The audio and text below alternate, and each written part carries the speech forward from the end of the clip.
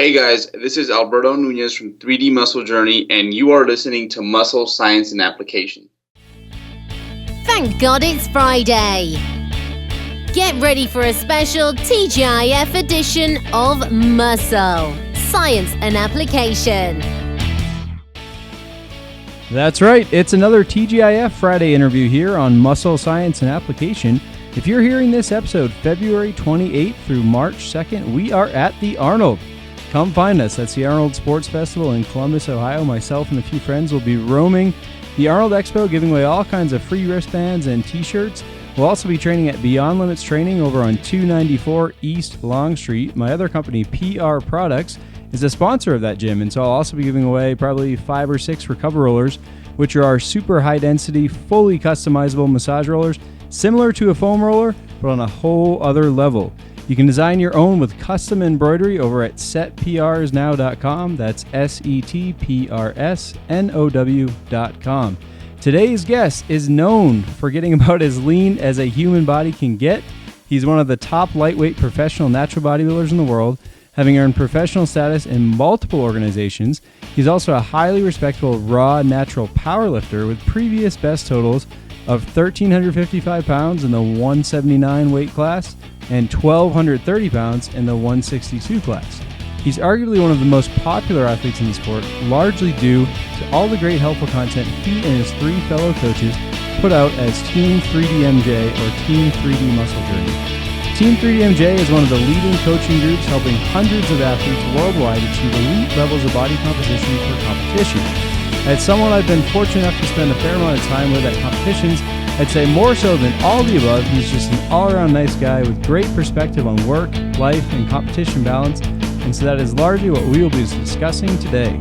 So welcome to the show, Alberto Nunez. Thank you for having me, John. Really awesome that you got this going, and happy to be a part of it. Sweet, man. Well, thanks for coming on.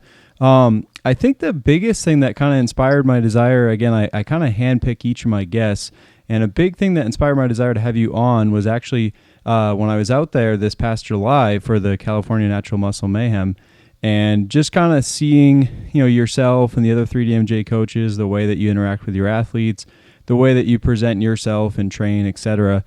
Just really, I guess, conveys a very balanced approach to life and to training. And obviously seeing, I kind of follow along with what you're doing and seeing that it seems like you're approaching this contest prep. So you're getting ready, for listeners that are not aware, Alberto is getting ready for a series of natural bodybuilding competitions here in 2014. And he's kind of made it a definite point to let his followers and, the bodybuilding community know that he's approaching it much differently than he has in the past. And so maybe that's where we can start, Alberto. And again, the whole idea is to kind of show people, I guess, that bodybuilding maybe doesn't have to be quite as oppressive to one's life as perhaps some people think it is. And so maybe let's first, though, go back to some of your first contest preps. So you've been competing for quite a while. Tell us about your first contest prep or two, some things relating to your nutrition, your training, your overall just planning of the, I guess, outline of that prep. And then we'll use that to kind of just snowball questions and dive into what you're doing currently and talk about the differences. Well, it certainly hasn't always been this efficient. You definitely have that right, and like you said, that is definitely something we as coaches really try to emphasize. That it's really important that, and not just for the sake of everything else outside of bodybuilding, but I think it plays a final say in the final product in terms of how well you do during your contest prep. It's really important that we do maintain that balance, and that we have other goals concurrently running alongside our bodybuilding goals. But the first prep was everything but that. And not to say that I didn't enjoy those days, because they were definitely fun in their own way. I look back and it was in a sick way some of the funnest moments I've ever had. And I would say that my biggest mistake when I compare this prep to my first prep, I think, would be the fact that the lack of planning. I just kind of winged it, for the lack of a better term. I perhaps over focused on the prep itself to the point where, you don't necessarily have to sit around and think fat loss away. And then also, I kind of cherry picked my research when it comes to what approach I was going to use for my contest prep. And a lot of that has changed. And not only has it made me much more efficient bodybuilder in terms of, just the bottom line and looking better, but I think also because of that, I can see myself doing this, 10, 15, 20, even 30 years from now. Gotcha. So maybe I think a lot of us, have now gotten a better feel of just your approach, your mindset, the overall psyche going into it. But maybe you could tell us a little bit about perhaps, say, like maybe your food choices going into that first prep, or how you calculated how much you were eating, or how you were training, or how much cardio you were doing. Maybe tell us some things that you were doing then, and then when you look back, you're like, wow, like why the heck was I doing that kind of thing? Well, I think the lowest point, or not the lowest point, it was kind of humorous actually, but I recall, and there's these certain moments that, we never forget when it comes to when it comes to specific preps. And I recall during this one, there was a time where I was just staring at a jar of relish, and I wanted to eat that jar of relish really, really bad. Like I just wanted to open that thing right there smack in the middle of the grocery store and drink the relish. And I was on a diet plan that was, I would say it was not quite a ketogenic plan, but it was really low carb, I think, especially low carb for myself. And then also I was really limiting my food sources. So, had maybe 2 or 3 different protein sources that I would swap. Same with my carb sources, which were mostly vegetables, unfortunately. And just very overall little variety and a lot of make-believe rules, you could say, which just added even more stress to that prep. And also, I think more than having a set calorie plan, I was kind of just more so controlling portions and removing portions, removing an ounce of chicken breast here, removing half a cup of green beans there, things like that. And then getting rid of food sources such as dairy because, I guess reasons I cherry picked.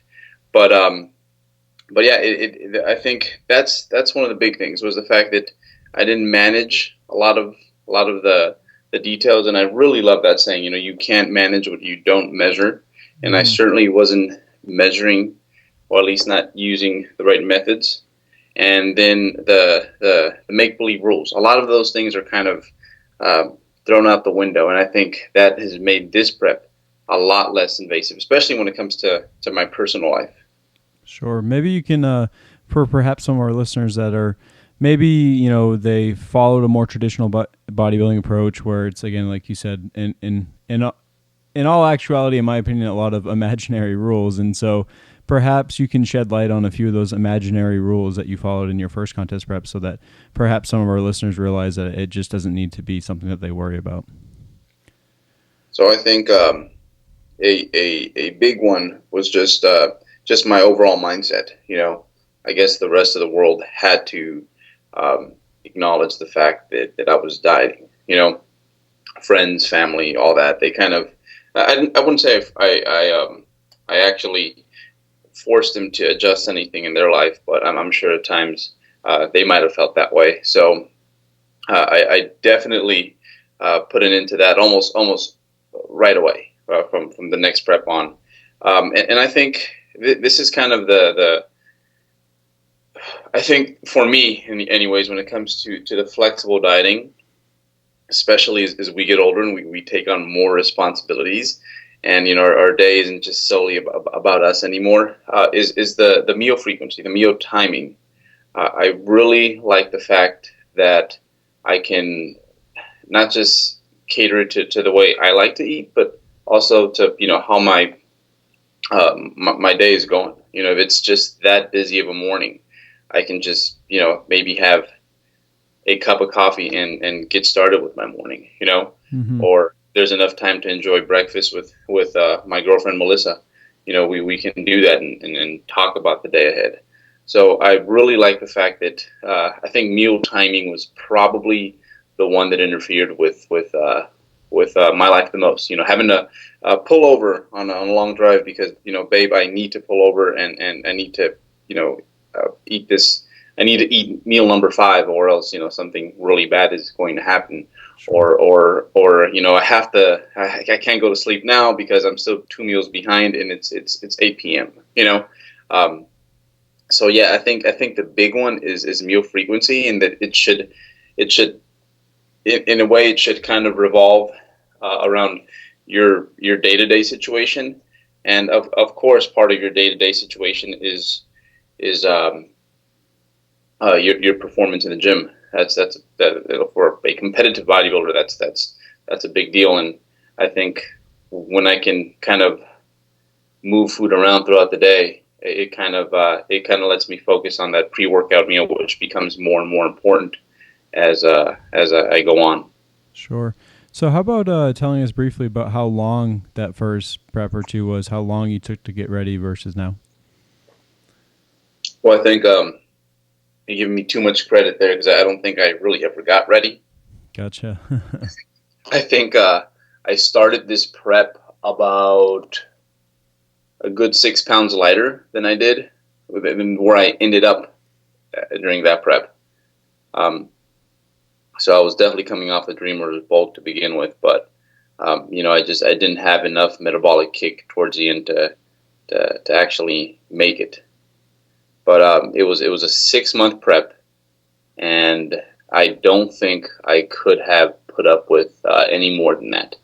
And I only did 2 shows because, to tell you the truth, after that experience, I was no longer having fun with it, and the shows more or less were just finish what you started kind of deal, so that I can move on and get away from this situation as quickly as possible. Gotcha. Yeah, no, for the listeners, I think there's a couple of key things that Alberto's brought up. One being the length of a contest prep, and actually that's kind of impressive, a 26-week prep. Being new to the sport, I think there's a lot of new competitors that they just think you can miraculously make things happen overnight, and it's this 12 or 16-week crash course race to the finish line. And I think what we're getting into here is a lot of the problematic aspects of what make people think, oh, well, I could never do that. Oh, I could never compete in bodybuilding. It's just too intense. And what Alberto is pointing out here is, again, this idea that if you plan for a longer period of time, you can make it a much more manageable lifestyle. Some of these, again, so-called artificial rules. So he's talking about, meal frequency. I can't tell you how many people I've met where, it's their bodybuilding prep and it's literally, like clockwork. They get their watch and it's, well, I can't eat for another 5 minutes, or, I got 13 minutes and 30 seconds to my next meal or whatever. And, literally everything revolves around that, and it has to be at a certain time, and just creates a great deal of stress for themselves as well as, their loved ones and the other people that they interact with. And so, I think for those that are perhaps, they like to train hard at the gym, they've considered, oh, that'd be cool to do that, but I could never do that. The hope of this episode is that you'll see that some of those things that perhaps you perceived like as reasons why you couldn't do it are in fact not barriers, and that it may be something that is in fact attainable for you. And also along those lines, like Alberto was mentioning, the limited food sources, it's quite common for people, my 2 vegetables are broccoli and asparagus, and my 2 carbs are oats and sweet potatoes, and my 2, protein sources are, chicken breasts and tilapia, and then my 1 fat source is almonds, and, every meal is just combinations of those. And again, as Alberto's pointed out, it just makes a very unrealistic expectation. And so let's transition now. We're moving into kind of some of those, I guess, rookie or newbie mistakes and things that you learn that really you don't need to stress about. And so obviously now you're deep into your 2014 contest prep, which actually started back in 2013. And it sounds like you've taken a great deal longer time to both allow for yourself to get leaner and do it in a much more reasonable way, as well as to plan and really think about how you're going to approach it so that you can lead a balanced life. So why don't you tell us about your I guess your calendar, if you will, how you've mapped this all out for a good season. You know what? And that's something that I think bodybuilders don't do enough of. I think if you ask most athletes, so like let's take a track and field athlete for instance, they kind of know where they're going to be, if they stay healthy a year from now, whereas I think most bodybuilders they kind of just roll with whatever that week's workout routine actually might or might not be, or they might know when their next mini cut is coming along, things like that. And one thing that I think, and I'm starting to push this more and more in my athletes, is you need to make a timeline that stretches out at least for 1 year. And right around the time that you came down for the Muscle Mayhem, actually, I started what was my diet before the diet. And what that basically is I went from about 185 down to about 175, 177 in a matter of about, I think it was about maybe 9 to 10 weeks total. So it was kind of to set myself up so that, I don't have to run a 40-mile marathon, but I can just, run the clean 26, and I'm going to be in a much more favorable spot in terms of not just body composition. I'll be closer to my stage weight, but slowly after that mini cut, bringing food back in so that I'm ensuring that I'm running on all metabolic cylinders. So that's one thing I did differently. Well, I did the year before, but I think this year I really got down. So I set myself up so that I could start my prep it ends up being about 14, 15 pounds away from my stage weight with a metabolism that's decently healthy. And I actually started, I'd say that I actually started the true contest prep sometime mid-January. So basically from September until December, I was ramping up food and getting myself ready for this contest prep diet. And again, we've been dieting ever since. Gotcha. So for listeners maybe not quite familiar with how this template is laid out, as Alberto's said for you, basically what he's saying is he needed to lose a significant amount of body fat to get to the elite level of conditioning that's going to allow him to be competitive on that professional level. And so he figured if he could shave off some of the pounds and then kind of let his metabolism recover a little bit and then really dive into the more aggressive dieting, that he'd fare much better off. And clearly it seems to be the case. And maybe you can tell us about that, I guess, and I've heard you refer to it before as gaintaining kind of phase, where basically, like you said, you stripped some of the fat you need to lose, then you kind of chilled in that maintain zone, and then you dived in again. What were you doing there, like you said, to ramp your food intake up a little in your metabolism? And for some of our listeners that may be kind of skeptical or confused, like, well, how does he bring his food intake up and still, stay to the new level of leanness he's achieved? How does that all shake out? Well, like any fat loss phase, regardless of how well orchestrated it is, you're going to definitely, have some metabolic adaptations occur. And usually where you end up is yes, at a more favorable body composition, a leaner body, but you definitely have some metabolic dents that we have to take care of. And that's basically what the gaintaining phase does, is that we bring up food to what the athlete can, the highest amount of food that the athlete can consume, while more or less maintaining the same body comp levels. And this is going to differ a lot from person to person, and just how well they respond to this phase. I think the hardest part is just being a bit more precise than I think anyone, including myself, would like to be during the off season. So I definitely had ratios that catered more so to a metabolism that was running full tilt. So I definitely favored carbohydrates rather than kind of undulating my fat and carbs throughout the week. And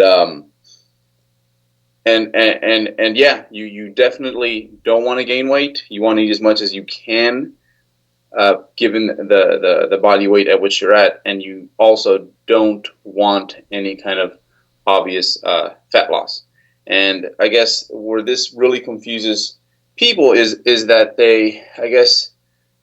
folks assume that you need to be at an obvious surplus to gain muscle, to make improvements in the gym. When not, in reality, especially the more advanced you become, I don't think that's necessarily the case. Because first of all, you're really capped out in terms of how much muscle you can put on during a given time, a month, 6 months, a year. So you only need as much as you require to recover. And I think a good example of this is, for example, when you're dieting. You're eating much less than your body would like, but you hit legs on Monday, and by Thursday, that's when your next leg day rolls around. You're ready and able to do it again. And sure, recovery is spurty, but even under eating, we recover. So it kind of brings up the question: how much food do you really require in your off season in order to progress? And that is basically what gaintaining is we're trying to eat and eat as much as we can while not gaining significant amounts of weight.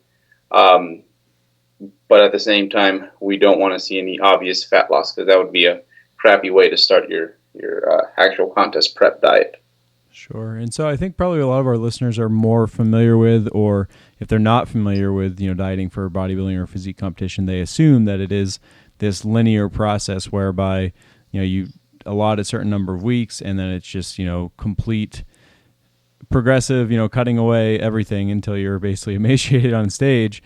And I think you're using a little bit more of a progressive approach here, where, again, like you said, you have these kind of planned breaks in it. And obviously, as you said, it's going to be different for each person, but maybe just for sake of example, using yourself, you could help some of our listeners appreciate where, say, you did this cut to lose that first 8 pounds or so.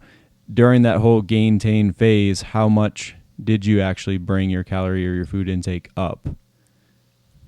So we ended up, I think, let me go off the top of my head, I think at the end of the diet, before the gain-taining phase, I ended up at somewhere between 70 to 80 grams of fat, and my carbs were, I'd say, in the low 300s, believe it or not. I was pretty darn assertive.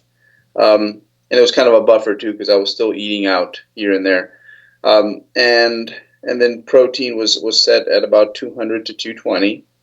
And then by the end of it, towards the end of December, I believe, or for sure mid to end of November, because the holidays were kind of a blur, I must admit.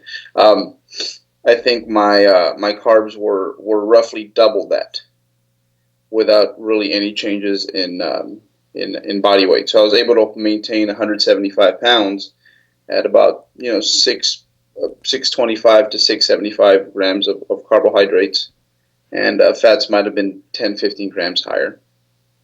I'm trying to hold back my laughter here. That's so awesome.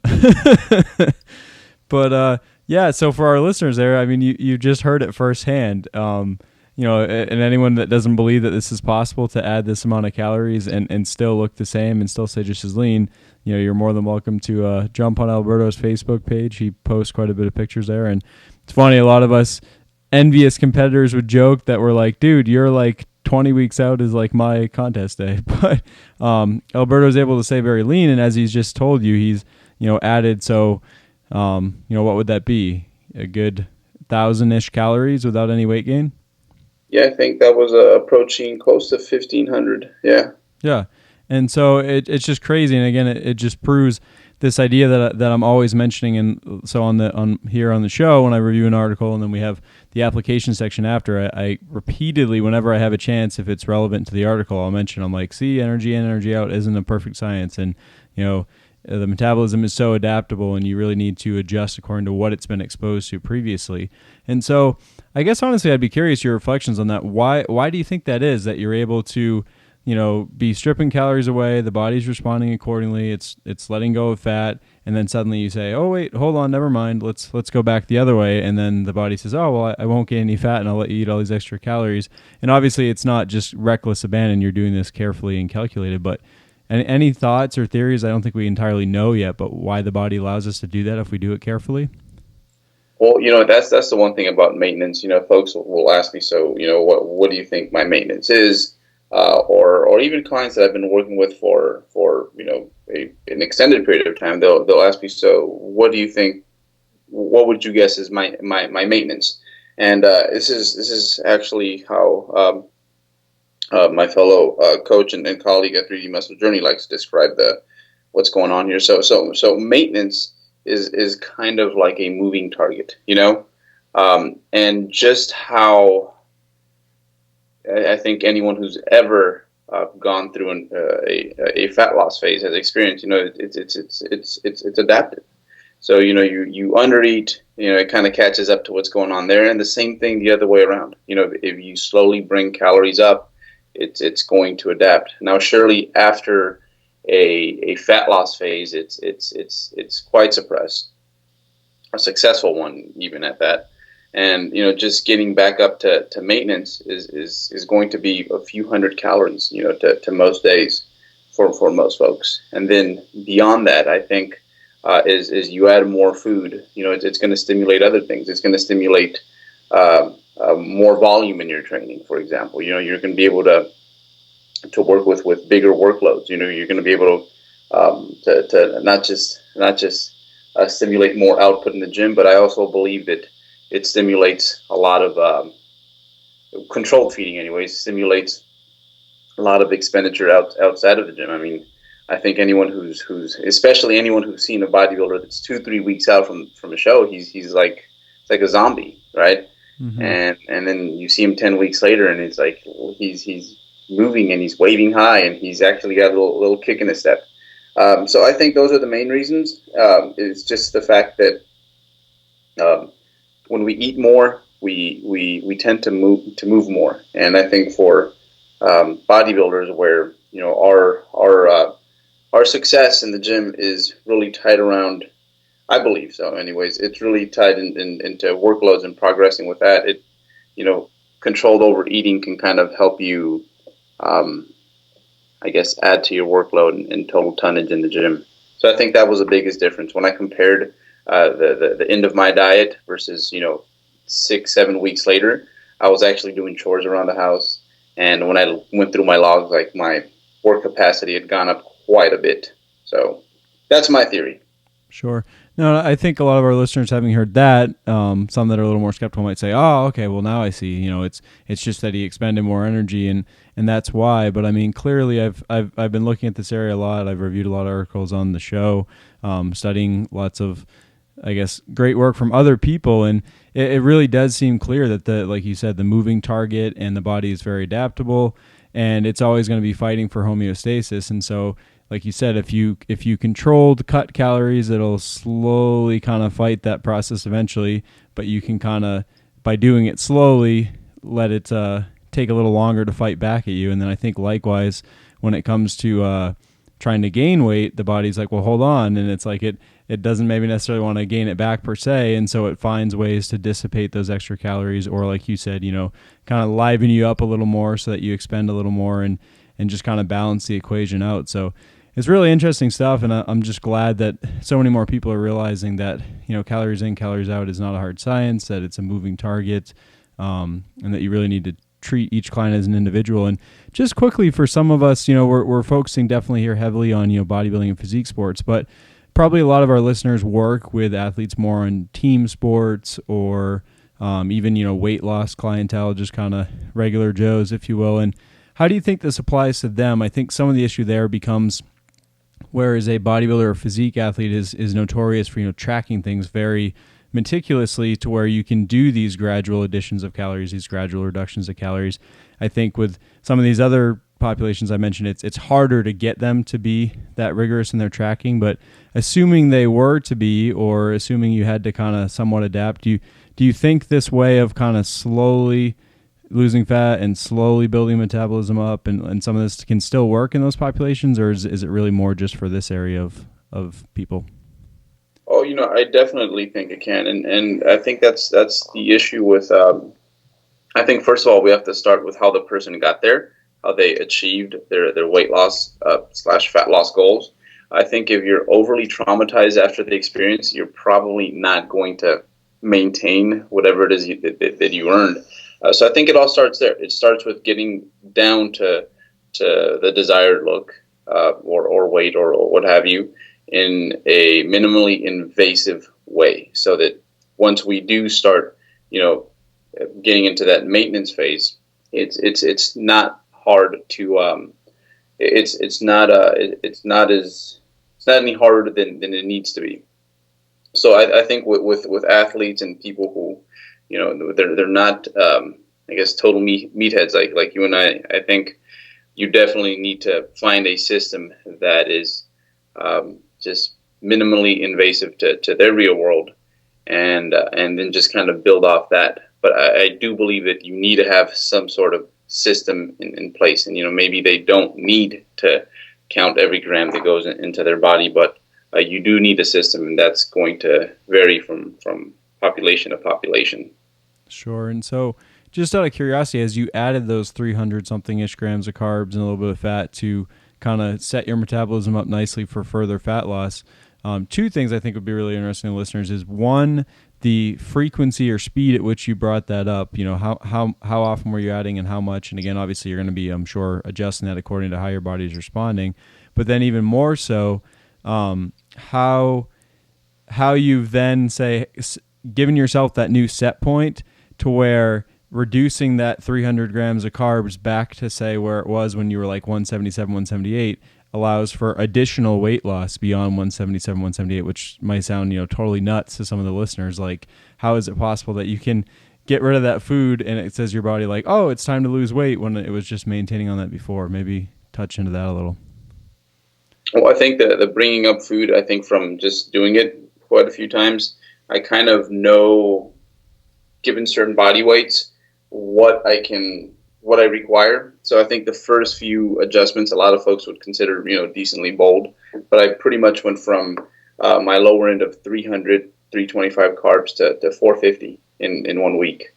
And there was for sure a little bump in weight, but then that kind of stabilized within 7-10 days. And then I started just adding 100 calories here, 100 calories there, and before you know it, I got to that new set point you mentioned. And basically, I actually, here's the funny part. I actually started again pretty darn assertively once it came time to dig. And the main reason being, and I'd like to get into this at some point, and it kind of goes back to my last point. I started decently assertively because this is probably the most sedentary I have ever been in my life. Outside of the gym, I'm sitting at a desk most of the day these days. So I had to adjust that. But it was funny because as soon as I took away the food and my new cutting macros, they were actually a bit higher in terms of total calories than what I started my diet before the diet, my setup diet. So my calories when I started a fat loss phase at 175, they were actually a bit higher than what they were at 185. And awesome. Again, the main reason, I think, it's because when you're going into a contest prep diet, you kind of have to babysit the metabolism. Mm-hmm. If you don't, you eventually you're spinning your wheels eventually. So knowing that, you want to take it nice and slow so that you have some kick for that finish line. I started with higher overall calories, despite having a smaller body to deal with in terms of overall weight and mass. That's cool. So again, for the listeners, Alberto did this diet where he took his starting intake, from wherever it was down to say 300-ish grams of carbs, 70 or 80 fat. Then he slowly built that back up to 600-ish carbs, a little bit more fat, while maintaining the new weight he'd achieved, which was, you say, 177, 178. And now what I think would be really cool to know is, are you back down to 300-ish or not? And how much additional weight have you lost from that 177, 178 point by reducing calories from your new set point? But like, as you've kind of indicated, it's kind of miraculous at a still higher intake than where you'd previously gotten to that weight. So I started, I think it was at, my fat was, I guess, between, I don't have logs here with me, but my fat was somewhere between 85 and 90 grams, and then my carbs were 325 to 350. So, yeah, I'd say about 350 more calories in, the first go around when I was heavier.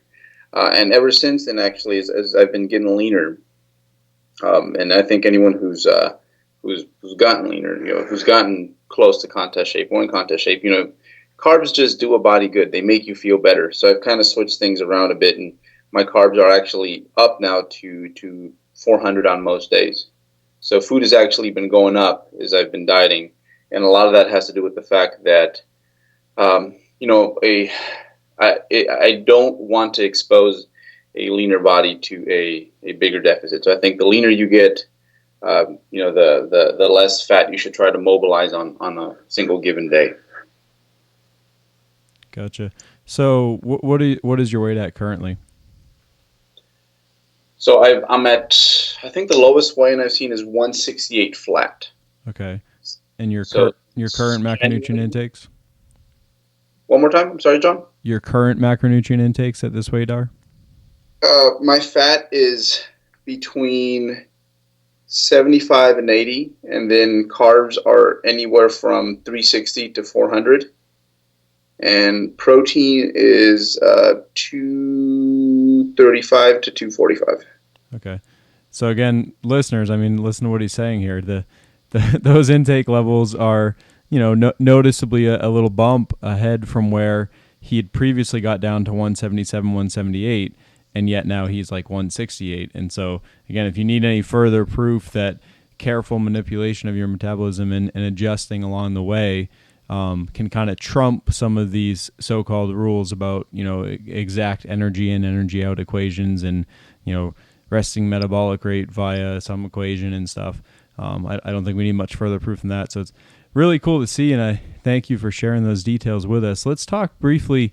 I know one of your fellow 3DMJ coaches, Jeff Alberts, talked about mapping out his contest year and inserting some kind of mini breaks to adjust for life, and then as well as a little bit of metabolic recovery. And in your case, it sounds like that gain-tain phase kind of did that for you. Are there any other periods where you've penciled in maybe, half a week or a week to just kind of chill and eat a little more liberally and I guess let your metabolism recover? Is there anything like that? And what makes you decide to do that and stuff? Yeah, and it's funny because I think when it comes to training, we're kind of late to the party, but periodization is something that's not as uncommon to hear about when it comes to training. Not at all. I think at least a lot of modern day bodybuilders have kind of adapted that idea. However, we don't necessarily do that when it comes to our nutrition, and especially fat loss diets. And I do think there's a lot of good things that can come out from, I guess you could say, a fat loss deload, a often referred to as a diet break, and really penciling those in and then committing to that. And that's one thing that Jeff has really stressed that he's going to do this prep is, he's gonna every few weeks, once he gets to certain body weight milestones, he's going to pull back and eat roughly at maintenance, and then perhaps even include other things that kind of give you a break from being that hyper focused bodybuilder. Like maybe not necessarily weighing everything you eat. Maybe this apple is just an apple rather than 250 grams. Mm-hmm. So things like that. I think that's all really, really important things to employ, especially, again, if you want to have not just a prep that's physiologically as healthy as can be, but then also psychologically healthy. You need to kind of cater to both of those, and I really do think that taking those fat loss deloads is going to play a huge role in that for those of you who employ those. Mm-hmm. Quickly, one thing I'm just realizing now, I guess I forgot to ask. We were mentioning earlier how, when you first started in the bodybuilding area, it was very much restricted, certain foods, certain rules and things. Again, maybe for some of our listeners that some of this is a little bit new and they're kind of coming to terms with like, oh, wow, this bodybuilding thing isn't quite as crazy or aggressive as I thought it was. It's funny. I would say you humor us all with your Facebook posts of various foods and things you're eating. Not to go on a bragging run here, I guess, of like what you're able to get away with eating, because I don't think that's the point. I think the point, again, as you and your coaches allude to, is just having balance and being able to indulge once in a while. But what are some examples of maybe some things that you eat on a semi-regular basis that perhaps people would be shocked to be like, how does he do this? And for the listeners, the reason he's able to do this is because he is calculating his food intake, and therefore he just simply, if he's going to indulge on whatever this may be, he will simply just cut something out and make those substitutions. So what are some of those foods that you still get to enjoy while getting as crazy shredded as you do? Well, and here's the funny part. If you would have told that kid that was staring at that jar of relish, like, okay, you can like have half a cup of that relish if you give away some of your green beans, like that dude would have been all over that concept, especially if you would have told him, hey, this is not going to impact your prep in a negative manner. And that's something I do. I have a wide variety of foods, and it comes down to choices. And I think that's one of the reasons that, again, even when I'm done contest prep dieting, I'm for the most part mentally intact. And like we mentioned before with general population folks, the diet can't be too invasive, because if it is, you're going to have you're going to have a hard time not just maintaining, but not blowing up after your prep. And that's one thing that having a more flexible approach has allowed me to do. I'm able to fit things such as cheesecake. That's one of my favorites.